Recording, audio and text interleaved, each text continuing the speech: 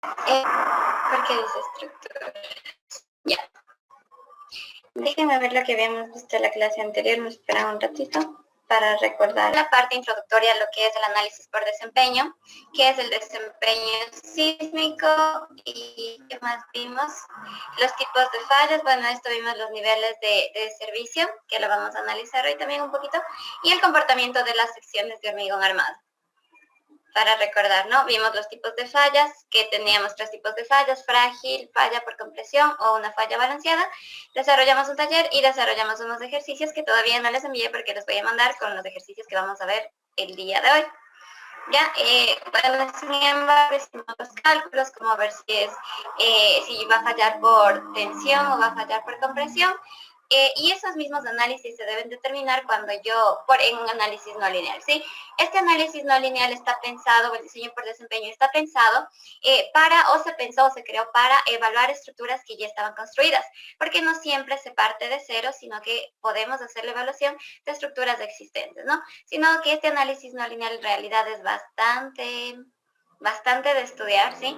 Como esta es una introducción, vamos a ver como cosas más sencillas, ¿no? Entonces, como ya les había dicho, antes de 1985, ya les estoy compartiendo, sí. Antes de 1985, y ustedes ya saben, las estructuras no eran sismo resistentes. Luego del año 2000 se plantearon una serie de documentaciones donde ya queda registrado este tema de la sismoresistencia, y de esta tablita ya conversamos, ¿no? Yo voy a comparar el nivel de comportamiento sísmico esperado versus el nivel de sismo de diseño. Y tenemos las 3 estructuras, las 3 capacidades de la estructura que habíamos visto: de ocupación normal, estructuras de ocupación especial y estructuras de esenciales, ¿no? Esto en la tabla. Bueno, aquí yo les puse unas preguntas que ya les voy a mandar también, que ustedes me respondan. Claro que es bastante sencillo, ¿no? Me dice: ¿qué nivel de comportamiento sísmico esperado deberá tener un hotel frente a un sismo ocasional? Si estamos hablando de un hotel, viene a ser una estructura de ocupación normal, y frente a un sismo ocasional sería esta parte de acá, ¿no? Debería continuar operacional. Y la otra me dice: ¿qué nivel de comportamiento sísmico esperado deberá tener una central nuclear frente a un sismo muy raro? Si estoy hablando de una central nuclear, obviamente va a ser una estructura especial, y frente a un sismo muy raro, pues debe mantenerse operacional. ¿Listo? Y ahí tengo uno más, a ver. ¿Qué nivel de comportamiento sísmico deberá tener una vivienda frente a un sismo frecuente? Es una estructura de ocupación normal y debe quedar totalmente operacional, ¿no? Así es como nosotros hablamos. Como les dije, estos son factores por los cuales yo multiplico en el diseño para asemejar que es un sismo frecuente, un sismo ocasional, raro o muy raro, ¿ya? Vamos a hablar un poquito del daño estructural. Ya, pues esperamos. El análisis no lineal, bueno, esto es parte, ¿no? El daño estructural y no estructural. Y esto sí quisiera que me comprendan un poquito. Cuando nosotros hacíamos el control de derivas, cuando hicimos el espectro de respuesta y el análisis, dice el diseño basado en fuerzas, ¿no? Habíamos dicho que la deriva o el daño, más bien el daño está en función de la deriva, y eso significa mucha destrucción para la estructura, mucho daño, ¿no? Entonces vamos a ver ahorita cómo se produce el daño. A ver. Listo, yo tengo 3 tipos de daños: el daño estructural, el daño en componentes no estructurales y el daño en los contenidos. Me dice que el daño estructural depende de la deformación del concreto y la deformación del acero, ¿sí? Porque ya habíamos visto los tipos de fallas, ¿no? Depende de las deformaciones de la sección. Y me dice que también es igual, o esto se mide en función de la última deriva de piso dividido para la altura total, y este es un factor. Este es el nivel de daño, ¿no? La deriva del último piso dividido para la altura total de la edificación. Este es el daño en los componentes estructurales. El daño en componentes no estructurales, nosotros sabemos que se mamposterías, riostras, todo tipo de componentes no estructurales, ¿no? Me dice que depende del desplazamiento de cada piso respecto a la altura del mismo. Y ahí está un gráfico, ¿no? La medida, la deriva de piso dividido para la altura de ese piso. Y ahí se producen daños en los componentes no estructurales. Finalmente yo tengo daño en los contenidos, y esto ya habíamos hablado que son los contenidos, ¿no? Los contenidos son lo que se encuentran dentro de la estructura, y el contenido depende también bastante del tipo de estructura que yo estoy analizando, ¿ya? Y me dice que esto se produce por la aceleración horizontal en cada piso, para edificios muy rígidos. ¿ya? Vamos entendiéndole esto. Los daños, o sea, esto también lo estaba conversando, ¿no? Cuando yo tengo edificios de gran rigidez lateral, edificios muy rígidos, o sea, con columnas fuertes, con muros, se produce una aceleración mucho mayor en esta estructura y lo que sufre daño son los contenidos. Y ya vamos a ver, ¿no? Verán, ya vamos a ver, aquí tengo un gráfico interesante de eso, pero ya vamos a hablar. Ahora, bueno, esto era cómo se produce el daño. Ahora me dice cómo se evita el daño. El daño estructural yo puedo evitar con edificios de gran rigidez lateral, como les dije, columnas fuertes, muros en los perímetros, ¿ya? Que tenga gran rigidez lateral. Ahí yo puedo evitar el daño estructural. El daño en componentes no estructurales igual al ITEMA, ¿no? Con edificios de gran rigidez lateral. Y el daño en los contenidos yo puedo evitar con edificios flexibles lateralmente. Entonces esto me dice, con estructuras tradicionales o comunes, me dice que si yo protejo A y B, voy a perjudicar C, o sea, los contenidos. Y por el contrario, si yo quiero proteger los contenidos, se van a perjudicar A y B, es decir, componentes estructurales y no estructurales. La única forma de evitar simultáneamente los tres tipos de daños es mediante el uso de sistemas de protección sisma, como aislación basal o disipación de energía, ¿ya? Entonces, obviamente, como ustedes pueden ver, si yo protejo al uno, voy a perjudicar al otro, y ahí entramos ya en los sistemas de, ¿cómo sería? De aislación sísmica o disipadores de energía, que también tengo aquí una presentación, ¿no? Entonces, ya cuando estoy hablando de estructuras, y ahí sí vamos a este gráfico, ¿ya? Este es un estudio realizado por un mexicano, estaba en un paper, ¿no? Donde él hace la comparación de costos, porque esto es en dinero, de los diferentes tipos de estructuras, ¿ya? Y por los colores me indica, el color amarillo me dice que son los componentes estructurales, este medio naranja corresponde a componentes no estructurales y los contenidos corresponde a este color naranja, ¿ya? Entonces me dice que esta es la distribución típica de los costos de construcción en las edificaciones. Si yo estoy hablando de una estructura de ocupación normal, cuya ocupación van a ser oficinas, me dice que el costo de toda la construcción de los elementos estructurales es igual al 18% del total, mientras que los componentes no estructurales corresponden al 62% y los contenidos corresponden únicamente al 20%. Entonces vamos analizando esto, ¿no? Si me dice que es de oficinas, me está indicando que tengo más componentes no estructurales, por lo tanto más costoso. Si estuviera hablando de un hotel, lo mismo, ¿no? El costo o lo que representa los componentes estructurales está cerca del 13%, los componentes no estructurales alrededor del 70% y los contenidos 17%. En estos dos podemos ver que los contenidos, los equipos que se encuentran dentro no representan, o sea, representan hasta el 20%, ¿no? Y por el contrario, un hospital me dice que el costo de elementos estructurales está en el 8%, el no estructural 48%, ahí ya baja relativamente a los otros, y los contenidos están en 44%, ahí sí ya viene equipos, todos los equipos que tengo en un hospital, ¿no? Entonces, cuando yo haga este análisis, yo hago este análisis de costos, porque ya habíamos hablado, bueno, no sé si hablamos, cuando viene un sismo y las estructuras se afectan, si bien la filosofía tradicional de diseño me dice salvar la vida de los ocupantes, porque a mí me enseñaron, no sé si lo recuerdo muy claramente, me decía, salvar la vida de los ocupantes y puede caerse el edificio, no importa que se caiga, que se salven las personas, pero nosotros sabemos, y un ejemplo muy claro fue este sismo del 2016 que vivimos, luego de un sismo, y si las estructuras se caen, queda destrucción, pobreza, aparte de que pierden familiares, pierden la vivienda que habían tenido toda su vida. Entonces la nueva filosofía de diseño es conservar las estructuras, salvar a las ocupantes que están dentro, pero también yo debo brindar la seguridad de que la estructura va a tener un buen desempeño frente a ese sismo. Por eso es el análisis por desempeño, ¿no?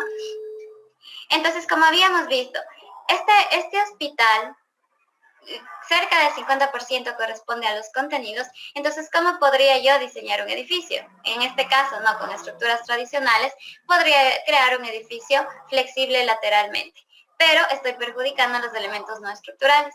Ahí entra entonces ya cuando estoy hablando de este tipo de estructuras, y este tema es ya más complejo, tendríamos que estudiarlo ya específicamente.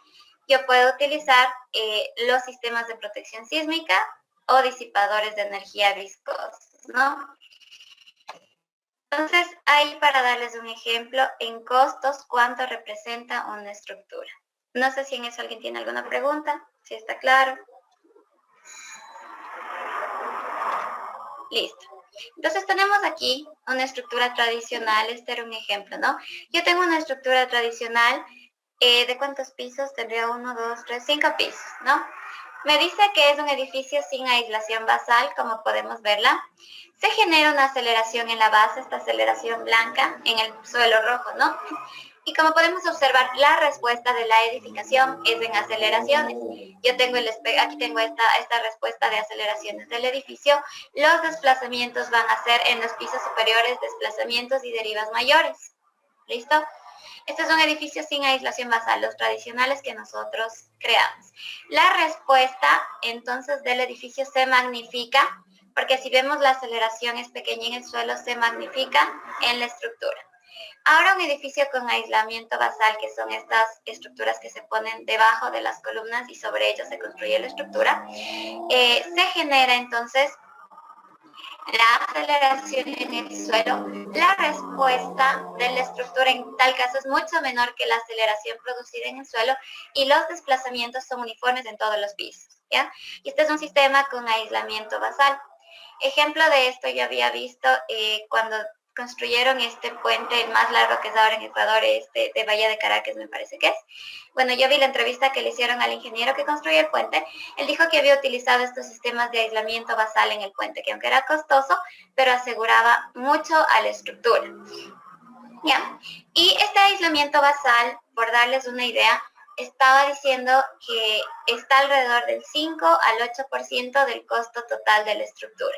Entonces ahí ustedes como ingenieros, claro que yo no he visto edificios que se diseñen con esto, la verdad no conozco aquí en Ecuador, me falta por conocer, pero no he visto yo que se realice. Me dicen también que es porque este tipo de sistemas se hacen en otros países y por ello es complicado como costoso traerlos acá, ¿no?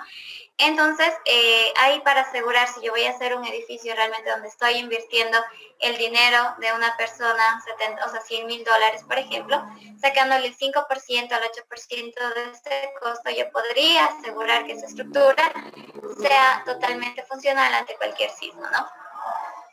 Y aquí está el funcionamiento, les dejé unos enlaces de YouTube donde ustedes pueden ver cómo funcionan estos aisladores basales, ¿no? Luego les paso la presentación, ustedes pueden observar. Ya.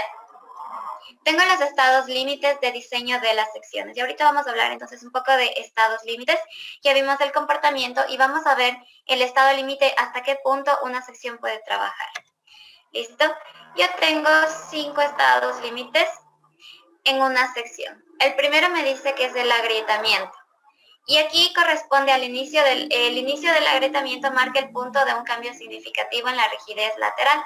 Yo les había dicho que si bien es cierto, el concreto trabaja con presión, cuando aparece ya la primera cuando aparece la primera fisura, deja ya de trabajar totalmente a tensión, pierde toda esa capacidad y empieza a trabajar a compresión, ¿no? Pero aquí me dice que ya empieza un cambio significativo en la rigidez lateral de la estructura. En segundo lugar viene la primera fluencia y me dice que corresponde a un cambio significativo en la rigidez de un elemento de concreto. Esto ocurre,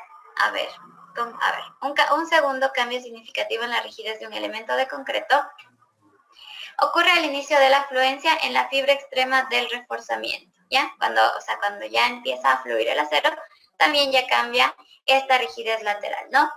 Desprendimiento me dice que ya es cuando se inicia el desprendimiento del recubrimiento en un elemento de concreto, ¿ya? Y esto dice que pasa en secciones no confinadas y secciones sujetas a grandes cargas axiales, en donde el desprendimiento está asociado con el inicio de la rigidez incremental negativa y posible pérdida repentina de resistencia, ¿no? Cuando ya voy desprendiéndome del concreto no confinado, ya se puede exponer el núcleo y ya tengo entonces ya está asociado entonces con el cambio o la pérdida total de rigidez, ¿no? Pandeo me dice que el inicio del pandeo del acero longitudinal de un miembro de hormigón armado es un estado límite significativo y más allá de este límite la acción a tomar a menudo requiere que se remueva o se reemplace el miembro. Habíamos visto ya algunas imágenes de pandeo de los aceros de refuerzo, ¿sí? De los aceros longitudinales, y me dice que cuando ya ocurre eso, obviamente ya ha habido fisuración, ya ha fluido el acero, ya se ha desprendido el concreto no confinado y ya se genera el pandeo, ¿no? Lo mejor es reemplazar este miembro por otro. Y el estado límite último me dice que hay muchas maneras de definir un estado límite último. No quiere decir que con este estado exclusivamente estoy diciendo que va a fallar la estructura, pero me dice que algunas veces corresponde a un evento físico crítico, como una fractura del refuerzo de confinamiento o en una potencial rótula plástica. Otra definición se relaciona con una caída de la resistencia, llegando a ser un 20% de esta que se utiliza a menudo de la máxima resistencia lograda, ¿no? Entonces yo puedo hablar, ¿no? El estado último, límite último, si ya falla totalmente la sección, puede ser un estado límite último, o si no fallan las secciones, pero la estructura es incapaz ya de resistir cargas gravitacionales o laterales, ya estoy hablando del estado límite último. Y aquí tengo una gráfica de los estados límites últimos. Yo tengo el diagrama momento-curvatura, que es lo que vamos a ver el día de hoy, donde estoy indicando los puntos que les hablé, los estados límites últimos, fisuración o el cracking, la afluencia, y luego de esto de la afluencia, que el spelling es este desprendimiento, aquí, y el estado límite último. Entonces, en el diagrama momento-curvatura, yo voy determinando estos puntos. ¿Listo? Y bueno, aquí está lo que les dije, un estado último verdadero se refiere a la inhabilidad de tomar cargas impuestas como cargas por gravedad de migas y cargas axiales en columnas, y esto ya tiene potenciales consecuencias explosivas. Ya, entonces estos son los estados últimos, ¿sí? Estados últimos que yo voy a reconocer estos puntos en el diagrama momento-curvatura, y ya vamos a entrar al diagrama momento-curvatura. Tengo yo los límites de deformación para el análisis momento-curvatura, ¿ya? Tengo aquí la fluencia. Me dice que el límite de deformación para este nivel de desempeño se toma usualmente cuando se produce la primera fluencia, inicio de la fluencia, ¿no? En el acero de refuerzo trabajando a tracción, es decir, cuando la deformación del acero sea igual a 0.002, o sea, cuando ya tenga este valor, ¿no? Yo estoy hablando exactamente de fluencia. ¿Sí? Ya vamos a entender todo esto un poquito más en los problemas que vamos a hacer hoy del diagrama momento-curvatura. Entonces, la fluencia, recuerdo este valor, 0.002 para el acero de refuerzo. Ahora, el límite de servicio en compresión me dice que el límite de deformación para el concreto correspondiente al límite de servicio debe ser una estimación conservadora de la deformación cuando inicia el desprendimiento. Bajo este límite no es necesario reparar, lo cual es compatible con el criterio de desempeño para el límite de servicio. Me dice que este valor de la deformación del concreto 0.004 se ha tomado conservadoramente al realizar varios experimentos. Entonces recordamos también el estado límite de servicio de compresión, cuando yo estoy hablando que el concreto está en 0.004. Estos dos valores me voy a acordar luego, ¿ya? Atención, me dice el límite de servicio de tensión. Varios análisis realizados indican que para elementos estructurales que soportan cargas axiales, una deformación máxima del acero de 0.015 durante la respuesta sísmica corresponde a grietas residuales de un ancho de 1 milímetro, y para miembros que no soportan cargas axiales es apropiado tomar una deformación de 0.010, ¿ya? Cuando ya está trabajando tensión, entonces para elementos axiales 0.015 y para vigas 0.010. Me dice que una grieta residual de 1 milímetro de espesor no necesita ninguna acción remedial en ambientes normales. En ambientes agresivos o corrosivos se debe cuidar que las grietas tengan menores espesores correspondientes a un límite de servicio producido, ¿ya? Esto en elementos estructurales. Ya, y me dice el control de daño en compresión. Usualmente el límite de deformación del concreto confinado para este nivel de daño se toma cuando se produce la fractura del refuerzo transversal. Del núcleo de concreto, deformación que puede ser estimada. A ver, por ahí está prendido el micrófono, que me ayuden apagando. Ya. Límite de deformación último. Bueno, aquí está un poco de lo que habíamos hablado, ¿no? El límite de deformación última, esto ya me da valores de deformación de tanto del concreto como del acero, ¿no? Me dice que se produce cuando la sección ya no es capaz de soportar cargas gravitacionales y se ve afectada por la disminución de su resistencia en un 20% de la máxima resistencia lograda. Generalmente ocurre cuando el acero llega a su deformación de 0,10 a 0,12, aunque en muchos casos puede ser menor a estos valores, ¿ya? La deformación última. Listo. Bueno, estos valores y estos límites que habíamos hablado los voy a utilizar para verificar una sección de concreto reforzado y para ir definiendo estos puntos que habíamos visto del diagrama momento-curvatura, ¿ya? Pero con un ejemplo lo vamos a entender. Entonces, el momento-curvatura, ¿qué corresponde? Por ahí tengo el gráfico. Es este de acá. A ver, otra vez. Diagrama momento-curvatura. Yo relaciono los momentos de diseño, cuál sería el momento de fluencia, y el momento último con la curvatura generada por estos momentos, ¿no? Listo. Entonces, el estudio de este momento curvatura es fundamental para el análisis estático no lineal y para el análisis dinámico no lineal, ¿sí? Cuando ya estoy hablando de que ha excedido el límite de servicio. Ya, esta curvatura. A ver, como les había dicho, el diagrama momento-curvatura es fundamental para el conocimiento, para el análisis estático no lineal y dinámico no lineal, es el pushover y el análisis tiempo-historia, ¿no? La curvatura de una sección de hormigón armado se conoce a la relación que existe entre la deformación específica del concreto y la distancia, este valorcito C, que es la distancia desde la fibra más comprimida del concreto hacia el eje neutro, ¿no? Este C ya lo vimos en los ejercicios anteriores y ya sabemos cuál es ese valor, la profundidad del eje neutro. Entonces la curvatura va a corresponder a esto de acá, a la deformación del concreto dividido para este valor C. Y tenemos aquí el diagrama y en la sección de hormigón armado, como pueden ver, tengo el acero en tensión, el área de acero en tensión, el área de acero en compresión, por ponerlo así. Tengo el diagrama de deformaciones y voy a determinar la deformación del concreto, bueno, esta está en la parte superior, y la deformación del acero aquí en el centroide de los refuerzos a tensión, ¿no? Este valor C es la profundidad del eje neutro desde la fibra más comprimida hasta una fibra donde no trabaja ni en tensión ni en compresión, y la curvatura viene a ser esta línea inclinada, ¿no? Esta viene a ser la curvatura. Bueno, aquí está lo que les dije, que esto es fundamental de conocerlo para los dos tipos de análisis. ¿Ya? Y me dice que es también importante para saber cuál es la capacidad de ductilidad de curvatura y la máxima capacidad a flexión del elemento, para luego hacer una comparación entre estos valores y las demandas obtenidas en el diseño sismo resistente de una estructura. Bueno, me dice que en el análisis no lineal es fundamental conocer esta relación momento-curvatura para encontrar la rigidez de cada una de las ramas del diagrama histerético que se utiliza para definir la no linealidad del material.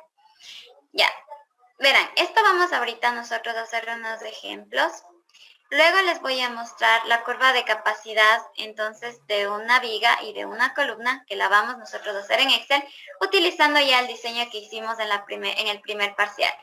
Ahí vamos a definir estos estados límites últimos, pero por el momento nosotros solo vamos a encontrar esta curvatura, en esta clase la curvatura, y vamos a ver si hacemos el diagrama momento-curvatura también, pero los límites los hacemos luego.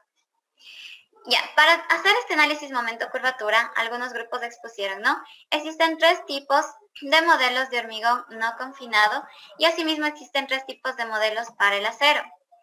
Para los modelos de hormigón no confinado yo tengo el bloque de Jensen o trapezoidal, el de Hodnested y el del ACI o bloque rectangular.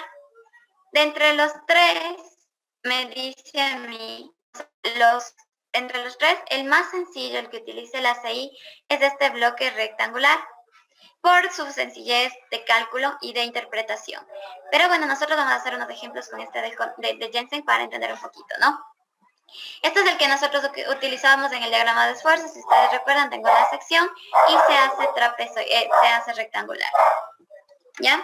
Y para los modelos del acero, yo tengo igualmente 3, el modelo elastoplástico o elasto perfectamente plástico, el trilineal y el de curva completa, ¿no? Este también es bastante sencillo, el modelo elastoplástico, como ustedes pueden ver su sencillez. tiene una zona de proporcionalidad y luego continúa constante.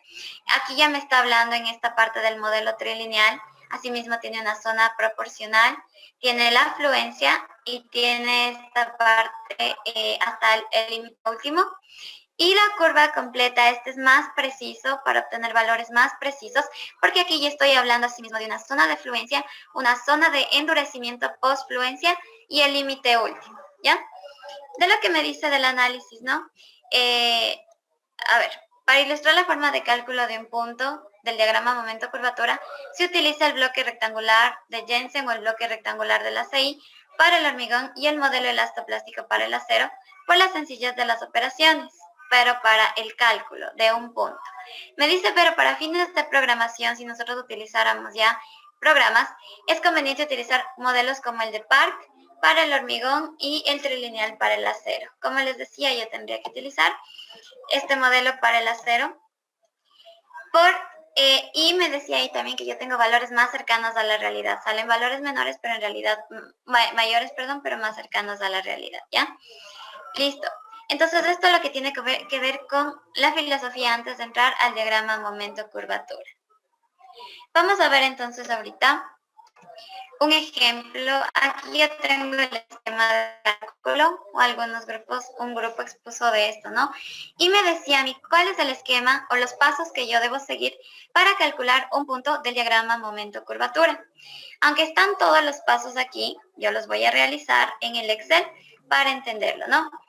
Primerito que nada me dice, yo selecciono un valor de deformación máxima del hormigón para obtener un punto del diagrama momento-curvatura. En segundo lugar, debo imponerme una ubicación del eje neutro. Aquí esto es iterativo, este valor de C. Yo me voy a imponer ese valor y en base a esta ubicación voy a trazar el perfil de deformaciones a lo largo de la profundidad de la sección. Es decir, el que yo me voy a imponer es C y voy a trazar este diagrama de deformaciones. Luego voy a comprobar ese valor de C. Me dice con las deformaciones obtenidas se obtienen los correspondientes esfuerzos del acero y del hormigón en base a las curvas constitutivas de los respectivos materiales, ¿ya? Entonces sí voy a utilizar estas curvas constitutivas. Luego me dice que en función de los esfuerzos se van a calcular las fuerzas que actúan sobre la sección, ya sea de compresión y de tensión. Estas dos fuerzas las voy a encontrar. Entonces, me dice que, bueno, ya sabemos el paso 5. La suma vectorial de las fuerzas representa la carga axial neta que actúa sobre la sección. Y habíamos hablado entonces que la fuerza de compresión es igual a la fuerza de tensión. Yo debo iterar este valor de C que nosotros asumimos hasta que estas dos fuerzas sean completamente iguales. Cuando las dos fuerzas están en equilibrio, estoy hablando que este valor C es el correcto, entonces tengo que iterar. Y una vez obtenido, entonces, estos valores de deformaciones, de esfuerzos y de las fuerzas que actúan en la sección, voy a obtener el momento flector interno que corresponde a la última posición del eje neutro, multiplicando cada fuerza por su brazo respectivo, ¿ya? Entonces vamos a hacer este procedimiento. Finalmente me dice que la curvatura se calcula con la razón de la deformación del hormigón sobre la distancia al eje neutro. De esta forma se obtiene un solo punto del diagrama envolvente momento curvatura. Para encontrar otro punto se impone un nuevo valor de C y se repiten estos pasos, ¿ya? Entonces vamos a hacer el primero. Encontrando solo un punto dentro del diagrama momento curvatura, la curvatura, el momento flector y luego de esto vamos a hacer un momento curvatura correcto, o sea, completo, ¿ya? Así voy a grabar la clase un ratito. Me dice ejemplo número 1. Encontrar el momento M, específicamente un momento me pide, ¿no? Y la curvatura para una viga rectangular simplemente armada, indicada en la figura, que ya vamos a ver, esta viga de acá. Para una deformación del hormigón, aquí ya me da la deformación del hormigón, me dice que es igual a 0.001. Me dice que considere el bloque de Jensen para el comportamiento del hormigón y el modelo trilineal para el comportamiento del acero. ¿Ya? Entonces ya me está dando los modelos constitutivos. Me dice que considere la deformación del acero, que es menor a la deformación de fluencia. También me dice que asume un valor inicial de C igual a 20 centímetros y me da los datos de la sección transversal. ¿Listo? Entonces voy a entrar al Excel. Ejemplo de esto, ¿no? Primero, o más bien voy a graficarles yo, porque aquí no se va a entender. Ya, espérenme, les abro el Excel. ¿Listo? Los datos de la sección, a mí me da altura, la base también me da, el peralte efectivo también me está dando, el área de acero, el FY también, este valor de acá, ¿qué más me da el ejemplo? A ver, este también lo voy a cerrar. Es el del acero y el F'C, ¿ya? Entonces viene a ser el módulo de elasticidad del acero y el F'C, ¿ya? Y los datos que me da, otra cosa, aquí también me da una deformación del acero, del hormigón, y me parece que es esta de acá. ¿Listo? Tengo una deformación del concreto. Entonces tengo aquí, la altura me dice 40 centímetros, la base 30 centímetros, el peralte efectivo 35, tengo 12.56, el FY 4200, esta es deformación 2.100.000, F'C 210, y me decía inicialmente, no recuerdo cuánto es, que asuma 0.001, ¿ya? Este dato. Esto está en centímetros, centímetros cuadrados, kilogramos por centímetro cuadrado, kilogramos, y esto igual kilogramos por centímetro cuadrado, ¿no? La deformación no tiene unidades. Algo más me decía que ya suma el valor de C igual a 20 centímetros. Listo, todos estos datos entonces yo los voy a ingresar, ¿no? Pongámosle un color. Listo. Entonces voy a dibujar la sección. Me voy a la pizarra. Esperemos que ya funcione. Listo. Inge, Díganme. perdón, ya el hecho de que pongamos que la deformación del concreto es 0.01, ya estamos, quiere decir que ya pasó el límite que es del concreto, o sea, ya el acero estaría fluyendo y ya se hubiera, porque el límite del concreto es 0.003. No, todavía no, es que es menor, 0.001, todavía no estoy. Ahorita justamente les iba a mostrar y se los voy a dibujar, ¿ya? Para que me entiendan. Yo tengo la sección de hormigón, ya les voy a indicar. Habíamos visto, yo tengo la sección, aquí tengo el área de acero, no sé cuántas barras me da, pero aquí tengo el AES, ¿no? Ya sabemos las dimensiones, este viene a ser la base, el peralte efectivo vendría a estar acá, y la altura total es con todo el recubrimiento, ¿no? Entonces me dice, primero que nada yo debo, el primer paso, debo dibujar este diagrama de deformación. ¿Listo? Más o menos por ahí. Listo, tengo el diagrama de deformaciones. Me dice que la deformación del concreto es 0.001, creo que me dice, ¿no? 0.001, ¿ya? La deformación del concreto. Me da aquí el valor, este valor de C, que es de la profundidad. Tengo la deformación del acero, que no conozco, y este valor de acá, si sabemos que todo es del peralte efectivo, va a ser D menos C, ¿no? Listo. Entonces, 0.85, 0.001. A ver, déjenme analizar esta partecita de acá. Y voy a dibujar el diagrama de deformaciones, ¿no? Entonces, aquí esta parte, a ver, ya les explico. Me dice que utiliza el modelo de Jensen para el concreto, ¿no es cierto? ¿Dónde está el modelo de Jensen? Ya, modelo de Jensen o trapezoidal. Me dice, si ustedes pueden observar aquí, yo tengo el dibujo, ¿no? El modelo de Jensen. La deformación inicial del acero del concreto en este modelo es igual a 0.002. En este punto me dice que son constantes, el F'C es igual a 0.85 de F'C. El inicial entonces es 0.02 hasta llegar a la deformación última. Pero el ejercicio a mí me da 0.001. Entonces eso es lo que les quería graficar ahorita. Entonces me voy a una nueva pestaña, ¿ya? Entonces yo tengo aquí el modelo de Jensen. ¿Listo? Si ustedes recuerdan, yo tengo así la curva.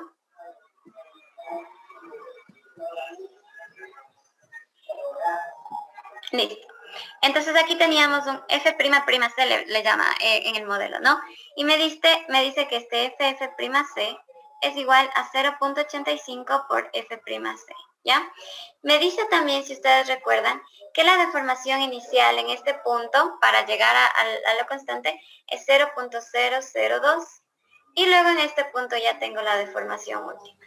Pero a nosotros el problema que nos da, me dice que yo encuentre el punto o el momento cuando la deformación es igual a 0.001. O sea, más o menos cuando esté por acá, ¿no? Entonces acá voy a tener 0.001, ¿ya? Entonces el diagrama de esfuerzos que yo voy a dibujar es este de acá, ¿sí? Porque todavía está en esta zona de proporcionalidad. Si ustedes recuerdan, nosotros antes utilizábamos el de Whitney, todo es rectangular y por eso mi sección era rectangular. Pero aquí, entonces, yo estoy hablando de un diagrama de esfuerzos de esta manera, ¿sí? Porque estamos trabajando en esta parte del bloque de Jensen. Listo, entonces tengo mi diagrama de esfuerzos triangular, por decirlo así. A mí me dice que este es igual, espérenme un segundito. F'C. Aquí me dice si ustedes recuerdan, si yo tengo un triángulo, ¿dónde está aplicada la fuerza? Acá, ¿no? Esto ya lo han visto en resistencia de materiales, C sobre 3. Desde la base mayor a un tercio, ¿no? Entonces ahí tengo la fuerza de compresión que está actuando en el concreto, la resultante. A ver, este de acá no necesita. Listo. A un tercio, ¿no? La fuerza de compresión y también está actuando la fuerza de tensión. ¿Listo? Entonces tengo la fuerza de tensión. Ya. Otra cuestión más. Aquí me dice que cuando la deformación unitaria del concreto sea igual a 0.02, yo utilice 0.85 de F'C. En nuestro caso nos dice entonces para 0.002 yo debo utilizar 0.85 de F'C. Pero en mi caso, mi concreto está en 0.001 de su deformación. ¿Cuál va a ser este valor que yo utilice de F'C? Entonces, si yo hago esa reglita de 3, me va a dar que X es igual a 0.425 por F'C. ¿Listo? Entonces esto estaría entrando aquí, ¿no? 0.425 de F'C. ¿Ya? Porque todavía estoy en esa parte. El siguiente ejemplo que vamos a ver, para que luego me comprendan, ¿no? Cuando yo tengo un valor en 0.003, es el siguiente. Entonces también lo vamos a calcular. Listo, entonces tengo ya el diagrama, lo que me pide, ¿no? El diagrama de deformaciones, el diagrama de esfuerzos, y ahora voy a determinar estos valores. A ver, entonces, si ustedes recuerdan, ¿qué más me falta? Aquí está la deformación del concreto, ¿no? Yo voy a relacionar esta base con esta altura y este triángulo sería esta base con esta altura, ¿ya? Entonces el procedimiento de cálculo que me decía, y ahorita voy siguiendo los pasos que me decía, este esquema de cálculo que yo les leí, ¿no? Yo voy a relacionar entonces la deformación del acero es igual a D menos C, como la deformación del concreto es a este valor de C. Ahí estoy relacionando esos dos triángulos. ¿Cuál es mi incógnita aquí? Esta deformación del acero, porque yo ya asumí un valor de C, porque el problema me da un punto para que encuentre un punto del momento curvatura para una deformación específica, y estos valores ya los conozco, ¿no? Entonces, primer paso, yo conozco ES, me dice que es igual a DC, D menos C, todo esto multiplicado por la deformación del concreto y dividido para C, ¿no? Entonces, primera fórmula. Voy a determinar esta deformación del acero. Una vez determinada esta deformación del acero, voy a determinar el esfuerzo del acero, que me dice que es igual al módulo de elasticidad del acero multiplicado por la deformación. Entonces, segundo cálculo que voy a hacer es encontrar estos esfuerzos. Tercer cálculo que debo yo realizar es hallar estas fuerzas. La fuerza de tensión, que me dice que es igual al área de acero por el esfuerzo del acero, y la de compresión, que sabemos nosotros que es un medio, por C, por B, y por ahí sería por 0.85 de F'C, ¿no? Pero en nuestro caso sería por 0.425 de F'C, ¿ya? Entonces, esta es la forma de encontrar las fuerzas y de tanto de tensión como de compresión. Entonces, o sea, este es el procedimiento, ¿no? Lo que yo acabo de hacer. Primerito, conocemos la deformación, luego el esfuerzo del acero, luego las fuerzas, y una vez que la fuerza de compresión sea igual a esta fuerza de tensión, cuando yo pueda igualar eso por métodos iterativos, estoy hablando que el valor de C que yo encontré, ese es el correcto, ¿no? Y una vez entonces encontrado este valor de C, lo que voy a determinar es este momento, el momento que actúa ahí, el momento de tensión, que sabemos que el momento, si hacemos sumatoria, sería por esta acá, ¿no? Si yo hago punto, o sea, si yo hago eje en la fuerza de compresión, sería este valorcito de acá, de la fuerza, multiplicado por este brazo de palanca, ¿no? Eso ya lo hablamos la clase anterior. Entonces sería la fuerza de tensión multiplicado por el brazo de palanca, que sería D menos C sobre 3, ¿ya? En este caso, porque todo esto es del peralte efectivo y este valor ya habíamos hablado que es C sobre 3. Listo. Y una vez hallado esto, yo voy a hallar la curvatura, que va a ser igual a la deformación del concreto dividido por un valor C, ¿ya? Todo lo que yo hice lo vamos a desarrollar. Listo, pero en el Excel lo vamos a hacer más sencillo. Listo, entonces, ¿qué es lo que yo necesito colocar? Voy a poner estos de acá. Listo. Pongámoslo ahí, ¿ya? Yo tengo varios ciclos. Si yo lo realizara a mano, tuviera que ir comprobando. Yo lo hice anteriormente, pero vamos a utilizar una herramienta del Excel que se llama Solver para encontrar este valor de la manera más sencilla, ¿ya? Entonces va a ser mi primer ciclo de cálculo. Este valor de C me decía que inicialmente yo suma 20 centímetros. A ver. Ya, pongámosle 2 ciclos de cálculo, ¿ya? Listo. Primer ciclo, segundo ciclo. Entonces, en el primer ciclo me dice que ya suma 20 centímetros. A ver. Yo voy a hablar en metros o en centímetros. En centímetros, ¿ya? 0.2. Está en metros. 0.2. Me decía, si ustedes recuerdan, voy a copiar. A ver, espérense. Voy a copiar yo de la pizarra que les acabo de dibujar. Ya. A ver.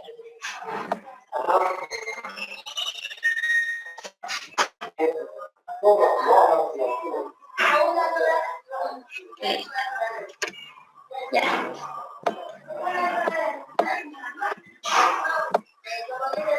Lo que les acabo de mostrar, ¿no? Entonces me dice que esta deformación del acero va a ser igual a esta deformación del concreto multiplicada por D menos este valor C, y todo esto dividido para el valor C, que sería la celda F8, ¿ya? La única que debo yo poner esta en F4 sería esta y esta de acá, ¿no? Ya, F4 y F4. ¿Listo? Y voy a jalar esto acá. Pero por ahí a ver, 0.01 por D menos C y D para C. ¿Está bien? Me falta la C en la otra. Ah, por D menos C. No, sí está. En el ciclo 2. Sí. Esto que eso ya lo vamos a hacer, ¿no? Sino que la fórmula de acá le digo. Sería ya. Bueno, entonces esa es la deformación. Ya les voy a indicar. Entiendan el proceso. Primerito asumimos un valor de C. Con ese valor de C determinamos la deformación y ahora vamos a determinar este esfuerzo, que me dice que es igual al módulo de elasticidad y multiplicado por la deformación que yo acabo de encontrar, ¿no? Pero aquí está mal, ya sé por qué. Ahí cambia. Esto está en centímetros, ya, porque estoy hablando kilogramos por centímetro cuadrado, ya. Esa es la diferencia, ahí cambia. Tengo 20 centímetros y esto, por eso no me salía. Tengo entonces el esfuerzo del acero y la fuerza de tensión habíamos hablado que es, ya les copié otra vez, estos de acá.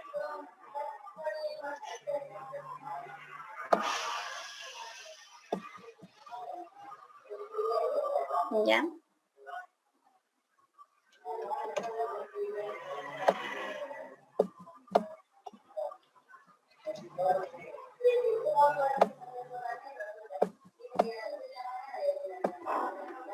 Listo, ya. Entonces me dice que la fuerza de tensión es igual a la S, que también lo voy a bloquear, multiplicado por este Fs que va a ser variable, ¿no? Igual a este lo voy a jalar hacia acá. ¿Listo? Y de compresión, entonces me dice, y aquí me falta, porque es toneladas, voy a dividir para 1000. ¿Ya? Entonces tengo esta la de tensión, y la de compresión me dice que es igual a 0.5 por este valor de C, por este valor B, y por 0.425, que ya vimos de dónde saco ese factor, por F'C. ¿Ya? Y este no le voy a cambiar, solo el F8 es variable, ¿no? Y asimismo todo esto dividido para 1000. ¿Listo? Ya, como podemos observar entonces, con este valor de C igual a 20 centímetros, las fuerzas no son iguales. La de tensión es 19.78 y la otra es 26.75. Entonces, este es el proceso de cálculo. Y de ahí me dice, siga iterando, siga buscando un nuevo valor de C hasta que se igualen. Y yo podría estarme buscando la manera de encontrar un valor, ¿no? Pero yo voy a utilizar lo siguiente. Si ustedes no tienen el solver, les indico dónde está. Se van a archivo, aquí tengo yo más, y en opciones, ¿ya? Y acá tengo complementos. Me voy a complementos y ahí tengo el solver.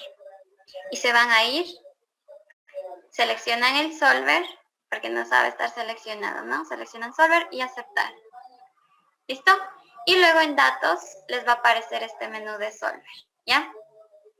Listo. Entonces yo no conozco este valor de C. Ahorita le voy a poner un valor cualquiera. Le puedo poner 1, le puedo poner el que ustedes desean. Le voy a poner 20 centímetros nuevamente. Un valor cualquiera, ¿ya? Listo, me voy al solver. Voy a seleccionar. Voy a borrar esta parte de acá. Dejo en máximo y voy cambiando las celdas, ¿no? ¿Cuál es la celda variable? Este valor de aquí, C. Sí, esta es la que va a variar. Aquí yo voy a agregar una restricción. Y entonces, ¿qué es lo que quiero decir? Que encuentre un valor de C para que esta fuerza de tensión sea igual a la fuerza de compresión. Eso es lo que estoy buscando, ¿no? Entonces voy a aceptar. Tengo entonces este valor de el variable y la restricción. Y voy a poner resolver. ¿Ya? Y me resolvió. Y ya tengo los valores. Me dice que cuando C es igual a 18.19 y todo esto, me calcula los esfuerzos y me dice, ¿no? 24.35 es igual a 24 punto tanto. Entonces ese es el máximo valor, o sea, ese es el valor con el que las fuerzas se igualan. Listo. Más fácil utilizar el solver, porque si yo me pongo a estar iterando, no sé cuándo voy a encontrar y voy a pasar así, ¿no? Entonces tengo con el solver. Listo, entonces he encontrado el valor de C, este es el valor adecuado cuando las fuerzas se igualan. Y ahora me dice calcule con ese valor de C, calcule el momento que está actuando ahí. Entonces yo colocaría el momento, estoy hablando de toneladas por metro, ¿sí? Tendría que transformar a metro, ¿no? Y habíamos hablado entonces que este momento va a ser igual a la fuerza de tensión. Sería, ya no sería acá, ¿no? Sería igual a esta fuerza de tensión, esta de acá, esta fuerza de tensión multiplicado por este valor de menos el valor C correspondiente dividido para 3, ¿no? Y tengo el momento, pero este está en centímetros y yo debería dividir para 1000, ¿no? O para 100. Para 100 centímetros nomás, ¿sí? Un metro tiene 100 centímetros, ¿listo? Y he determinado entonces el momento, de pronto, le voy a encontrar acá, ¿ya? Este es el momento entonces actuante en ese punto del diagrama momento-curvatura. Ya les voy a indicar, a ver, les voy a mostrar lo que vamos a hacer la clase siguiente. Pero espérenme un segundo. Momento-curvatura. Ya. Listo. Lo que acabamos nosotros de encontrar es solo un punto dentro del diagrama momento-curvatura. Este lo vamos a diseñar nosotros luego. Y ahí se nos va a dibujar nuestro diagrama. Vamos a entender entonces cuál es la ductilidad de la sección y vamos a hablar de ductilidad. Entonces ahí me dice que el punto, cuando la deformación es 0.01, como pueden ver acá, el momento actuante sería este de ahí. Entonces todavía estaría yo en una zona proporcional, ¿no? Este es el diagrama que vamos a dibujar. Pero empezando es solamente un punto de ese diagrama. Entonces yo conozco el momento y ahora voy a conocer la curvatura. Le voy a poner la curvatura. ¿Listo? Esta curvatura tiene unidades de 1 sobre metro. ¿Listo? Y la curvatura entonces me dice a mí que va a ser igual a este valor, como era, a la deformación dividido para este valor de acá, pero este está en centímetros. Veamos, y lo tendría que multiplicar por 100, ¿no? Por 100. Listo. Y este viene a ser la curvatura.